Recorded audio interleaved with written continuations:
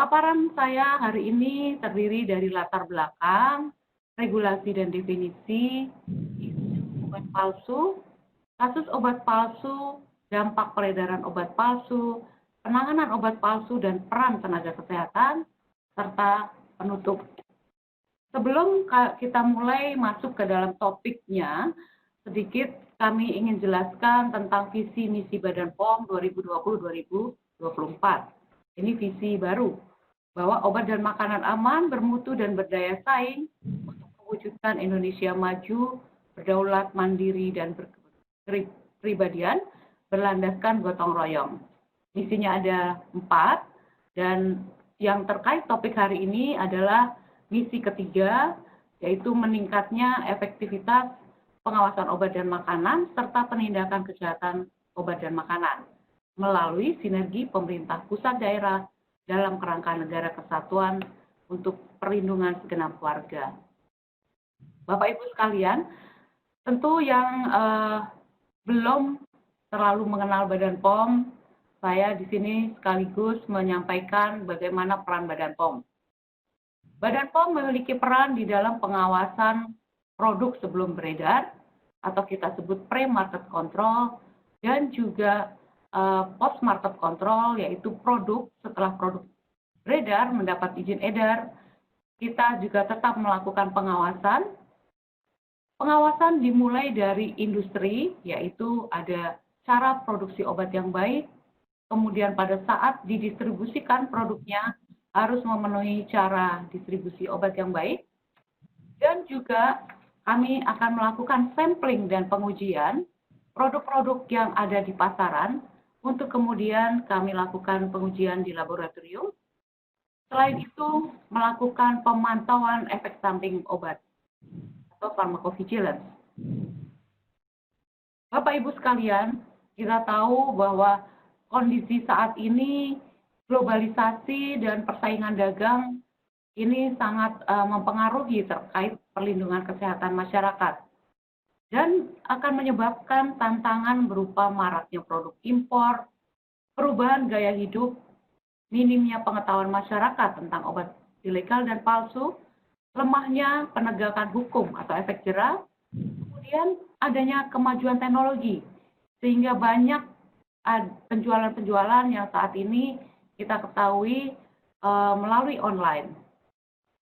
Kemudian peningkatan permintaan obat global.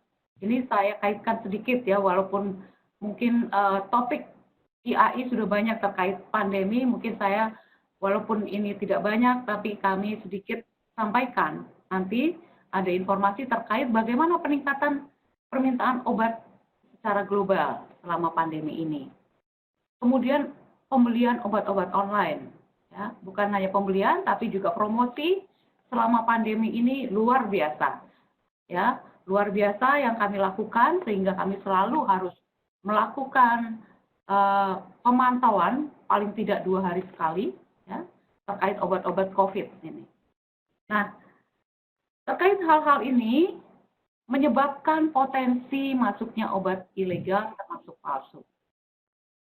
Jika ini memang terjadi, akan menurunkan kepercayaan terhadap pemerintah, tenaga kesehatan, dan pelaku usaha.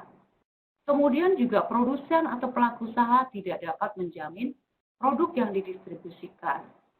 Selain itu, tentu masyarakat tidak bisa terlindungi. Nah, kita selalu menganggap bahwa kejahatan ini, kejahatan pemalsuan, adalah kejahatan kemanusiaan. Karena tidak bisa terjamin mutu, khasiat, manfaat obat dan makanan. Terkait regulasi dan definisi, Bapak Ibu sekalian, persyaratan obat yang diedarkan adalah harus aman, berkhasiat, bermanfaat, bermutu, dan terjangkau. Kemudian apa yang dimaksud dengan obat tanpa izin edar? Kalau sesuai dengan undang-undang bahwa obat yang diedarkan di wilayah Indonesia harus dilakukan registrasi untuk memperoleh izin edarnya. Dan sesuai peraturan Menteri Kesehatan nomor 10/10 tahun 2008, Obat palsu adalah obat yang diproduksi oleh orang yang tidak berhak berdasarkan peraturan perundang-undangan yang berlaku atau produksi obat dengan penandaan yang meniru identitas obat lain yang telah memiliki izin edar. Nah, kalau definisi secara global, ini sudah panjang lebar dibahas di WHO. Sehingga ada yang mengkaitkan dengan masalah intelektual, begitu ya, perlindungan intelektual. Sedangkan untuk negara berkembang, termasuk Indonesia, kami lebih fokus kepada isu kesehatan masyarakat secara umum. Kemudian ini definisi dari WHO, obat palsu adalah obat yang secara sengaja dan curang diberi label yang salah sehubungan dengan identitas dan atau sumber bahannya. Kata-kata sengaja dan curang ini yang akan dibawa pada saat nanti di persidangan. Ya.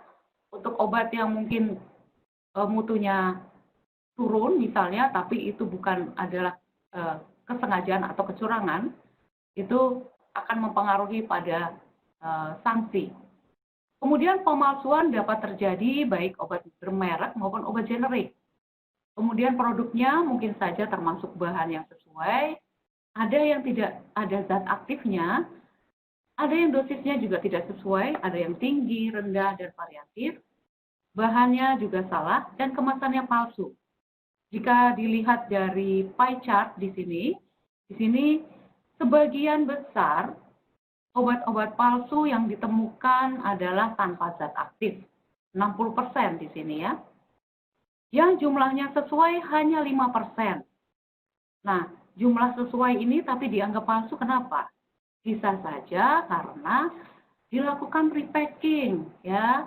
Ada kejadian yang pernah terjadi, obatnya sebetulnya betul, tapi generik misalnya ya, tapi di repacking menjadi obat yang paten supaya mendapat keuntungan, itu contohnya.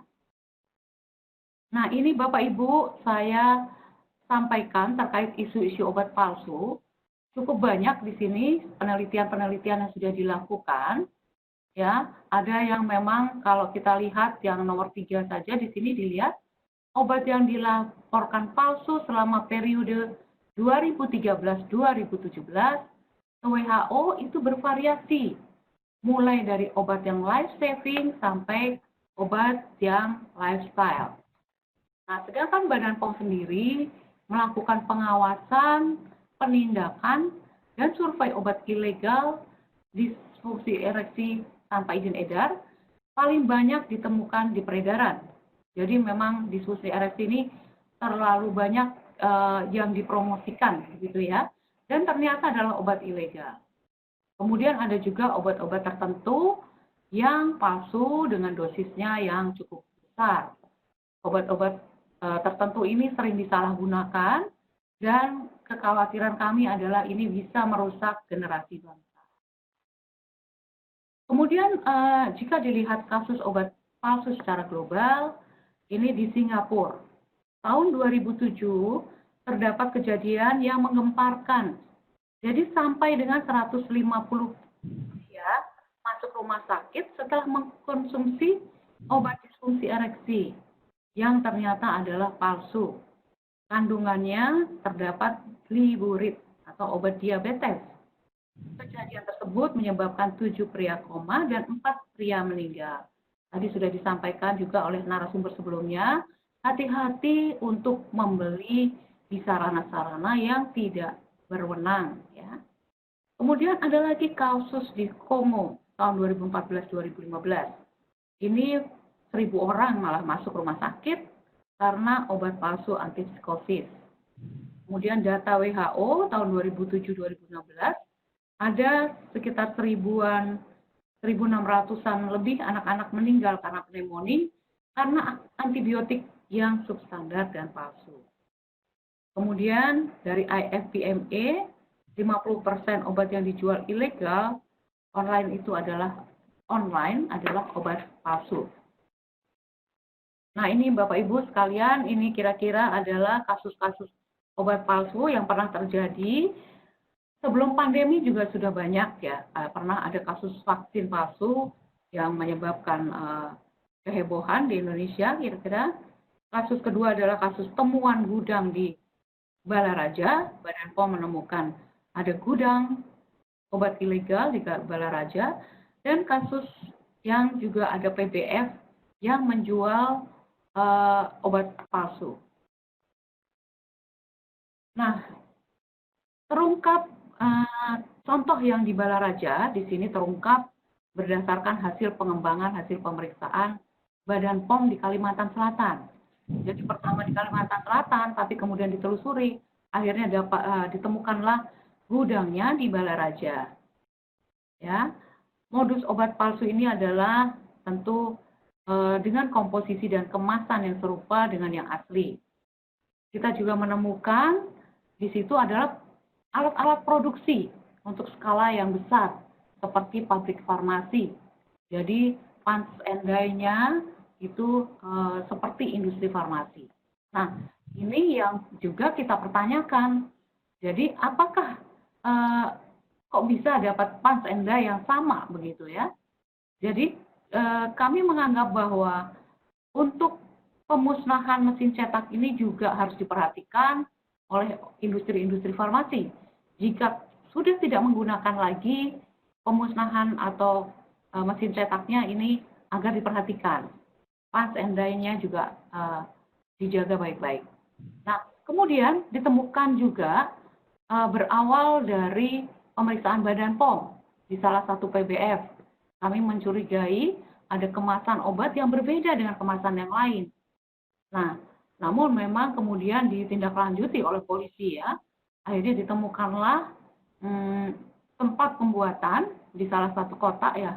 Kemudian ternyata setelah ditelusuri dijual di salah satu PBF. Nah, ini pun perlunya kualifikasi pelanggan oleh teman-teman yang ada di apotek, di sarana pelayanan, apakah memang pedagang besar farmasinya ini, misalnya distributor, sering mendistribusikan ke sarana tempat kita bekerja. Kalau sebelumnya tidak pernah, jarang, kemudian tahu-tahu nongol menawarkan dengan harga yang murah, kita patut waspada ya, Bapak Ibu sekalian. Kemudian ada lagi penyitaan Badan POM. Ini terkait obat kuat ilegal. Jumlahnya luar biasa. 17,4 miliar di wilayah Jakarta Barat. Di sini obat-obat yang ditemukannya ada 291 item. Kebanyakan adalah obat-obat disfungsi ereksi, ya. Ini juga modusnya dilakukan dijual atau didistribusikan secara online dengan menggunakan jasa pengiriman. Jadi memang kami sudah memiliki kerjasama dengan jasa pengiriman terkait ada kecurigaan misalnya pendistribusian obat ilegal.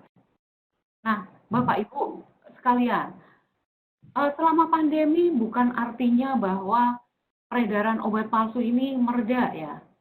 Ini adalah kondisi global yang kami dapatkan data-datanya dari WHO, bahwa memang selama pandemi juga mengingat kebutuhan obatnya ini cukup meningkat secara global, karena persaingan untuk bahan baku juga cukup tinggi, sehingga ini memiliki potensi untuk peningkatan kejahatan untuk pembuatan obat palsu.